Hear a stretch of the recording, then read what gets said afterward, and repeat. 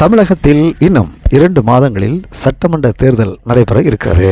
இதனால் நாளுக்கு நாள் தேர்தல் களம் சூடுபிடித்து பற்றி எரிய தொடங்கியுள்ளது. இந்த சூழலில் தேசிய ஜனநாயக கூட்டணியில் சார்பில் வருகிற மார்ச் 1 அன்று மதுரையில் அரசியல் பொதுக்கூட்ட ஏற்பாடுகள் நடைபெற்று வருகின்றன. மதுரை விமான நிலையம் அருகே உள்ள மண்டலோ நகர் பகுதியில் இந்த பொதுக்கூட்ட நிகழ்ச்சி நடைபெற உள்ளது. அதற்கான ஆயத்த வேலைகள் சிறப்பாகவும் சீராக நடந்து கொண்டிருக்கின்றது.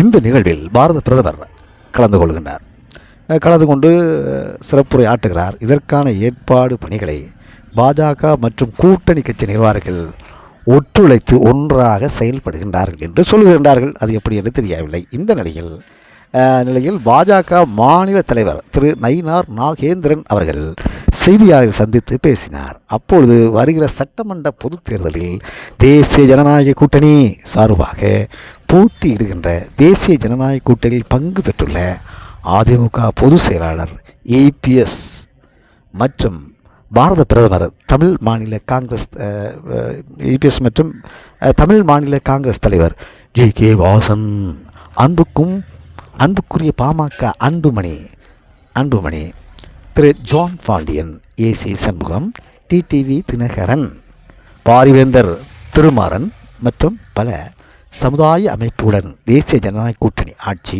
அமைக்கின்ற தேர்தலாக அமைய வேண்டும்.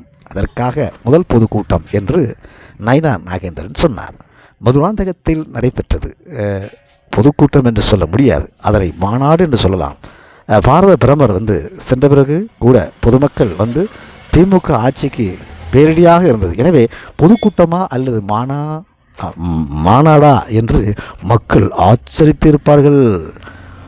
மாணிக்கம் தாகூர் தினமும் பேட்டி கொடுக்கிறார். திமுக சட்டமன்ற உறுப்பினர் தளபதி பேசியதற்கு வருத்தம் தெரிவிக்க வேண்டும் என்று சொல்கிறார். அங்கு வடிவமைப்பு உள்ளதா? முதல்வருக்கு வடிவம் இல்லாமல் இருக்கிறார்.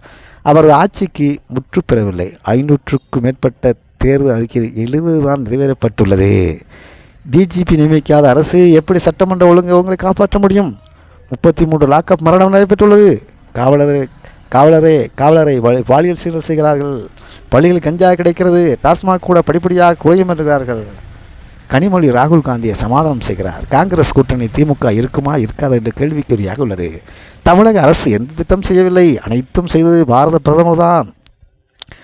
பாரத பிரதமர் ஆட்சிக்கு வந்த பிறகு 70 விமானங்கள் புதுப்பிக்கப்பட்டு புதிதாக உருவாக்கப்பட்டுள்ளன. இந்திய உலக பொருளாதாரத்தில் 4வது இடத்தில் உள்ளது. இந்தியா வல்லரசு நாட்டை நோக்கி செல்கிறது. பிரதமர் மோடி மலேசியா சென்று தமிழ் மொழி மற்றும் தமிழ் குறித்து தமிழ்நாட்டு குறித்து பேசியுள்ளார். தேர்வு ரத்து செய்யப்பட்டது.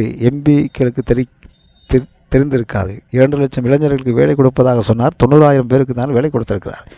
இப்போ சொன்னாங்க, என்ன ஆச்சு? காற்றோடு காத்தாக போச்சு. பொதுமக்கள் பயணிப்பதை பொறுத்து தான் மதுரை விமான நிலையம் விரிவாக்கம் செய்ய முடியும். முதல்வராக இருந்தபோது நீட் தேர்வை கொண்டு வருவதாக சொன்னார்கள். ஆனால் கொண்டு வரவில்லை. EPS அப்போது மத்திய அமைச்சராக இருந்த நட்டாவிடம் பேசி 7.5% வாங்கி கொடுத்தார்.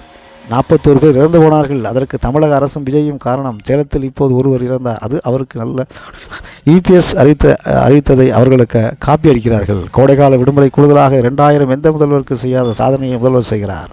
நாங்கள் வழக்கு தொடுப்பதற்கான முகாந்திரம் இல்லை. மக்கள் வெறுக்கின்ற ஆட்சியாக உள்ளது. அதை சமாளிப்பதற்காக கொடுக்கிறார்கள் என்று கூறினார். 1000 ரூபாய் கொடுப்பதாக சொல்லிவிட்டு 28 மாதம் தராமல் பாராளுமன்ற தேர்தலை வெற்றி கொடுத்திருக்கிறார்கள். தேர்தலுக்கான ஆட்சி இது ஒரு குடும்ப ஆட்சி. முதல்வரை முதல்வராக்க வேண்டும். தேமுக கூட்டணி இணைவது 1ஆம் தேதி பார்ப்போம் என கூறினார். நயினார் நாகேந்திரன் ஐயா பேசியிருக்காரு.